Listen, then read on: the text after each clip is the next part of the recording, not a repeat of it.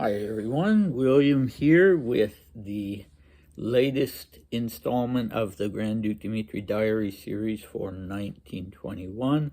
It's the 13th of March 2025, and I had a one-day gap. Very busy day yesterday, so I didn't do a video, but today I think we'll be able to get through 2 diary entries.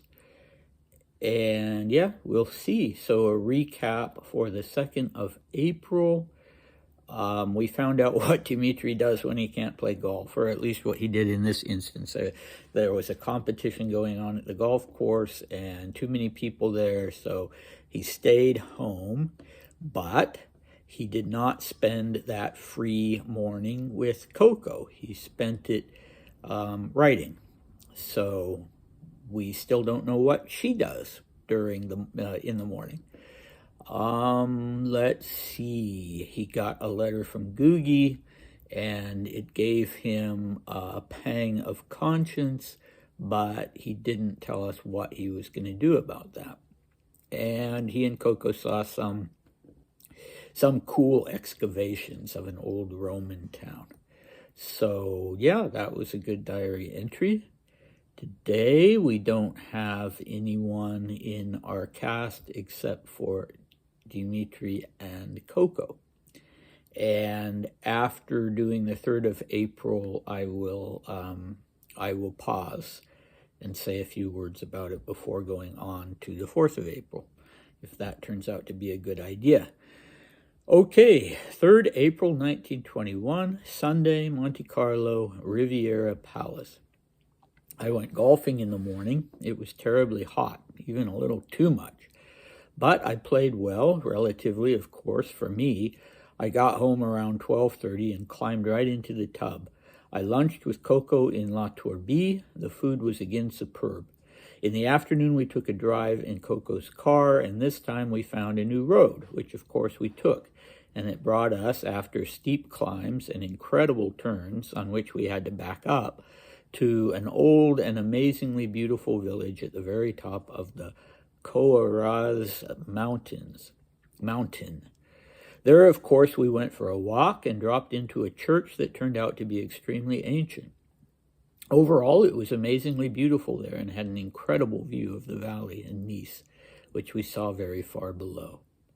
We returned to La Tourbie for tea and got home around 7 o'clock. We went out to eat. We had wanted to dine at Orest, but I went in to scout the place out while Coco waited in the car, and I found a whole crowd of acquaintances. Then we decided to eat at Ciro. There weren't many people there, but the food was very good. Afterwards, we went to the casino, where we both lost, and returned to the hotel very early. Okay, so I was mistaken when I marveled in the video for the 2nd of April at the fact that Coco would be driving for once, would be driving her own car, but I was wrong.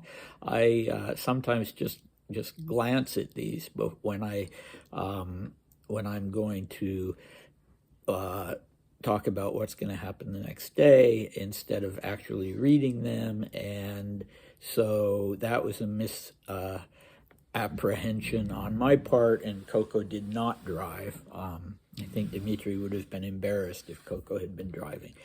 But they go to Coaraze, I don't know how you pronounce that, and it's high up. It's about 4,000 feet. And so the church that they found there is a hard one to find online. There's another church that is more prominent, I guess. It's a beautiful church. There are pictures of the interior.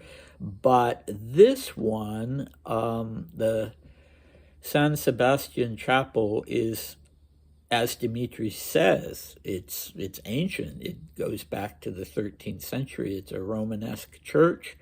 I couldn't find pictures of the interior. Hopefully it's still intact and still there. Dmitri loved that sort of thing. He loved looking at old churches and that kind of thing. I gather Monte Carlo at that time didn't have a zoo because, as you know, that was another thing he absolutely loved, and they hadn't gone to the zoo, so there must not have been one. And okay, so then they go to their favorite restaurant for dinner. They obviously love this place in La Turbie for lunch, and I don't know. I wonder if it's still there. It's too non-specific. What he tells us about it not having the name, so I don't know if it's still there, and still serving delicious, fresh, simple food. Okay, but they go to Orest. Coco asks Dmitri to go in first, as if she's the one who's so concerned about running into acquaintances, and he sees that there are people there that he recognizes. And so apparently he turns tail and goes back to the car where Coco is waiting, and they go to Ciro instead. I always associate Ciro with Paris, but I guess there was one in Monte Carlo as well. Okay, so that is that for the third, and now we've got the fourth, which was a Monday. Same details, Monte Carlo, Riviera Palace. I played golf in the morning. The weather was heavenly. It was surprisingly warm and nice. My game wasn't bad. I got home around 12:30, took a bath, and went to lunch with Coco in La Turbie. The food was again excellent. Afterwards, we went to Monte Carlo, and I dropped my film rolls off, to be developed.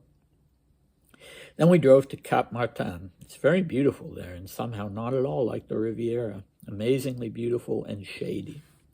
We had tea at Orest in Monte Carlo, after which we stopped by the casino. I played very successfully and won a fair amount. We got home around 7 o'clock, changed, and went to Orest again, this time for dinner. Fortunately, there weren't any acquaintances there. After dinner, we went to the casino, but apparently I shouldn't play in the evening. I'm always frightfully unlucky, and I lost quite a lot. We went home early. Okay, boy, I would give my eye teeth to see those photos.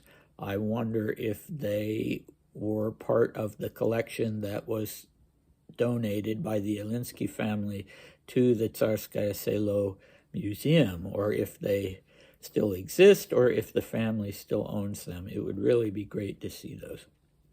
Okay, Cap Martin. Well, it turned out to be a favorite place of Coco's, not just Dimitri's, because she would end up building a villa there and living there with the Duke of Westminster. I think as early as 1923, the two of them became an item, and it was a long 10-year relationship, but she and Dmitri remained friends. So next time, well, in the next diary entry, he will be bumping into a relative, a female relative, and you will have to wait and see whether she spots him with Coco or not, and what happens with that.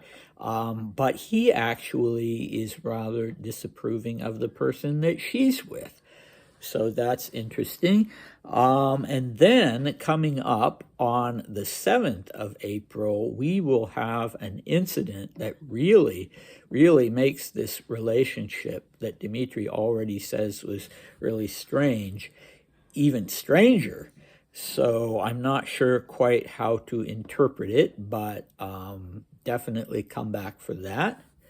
And then on the 8th, that will be their last day in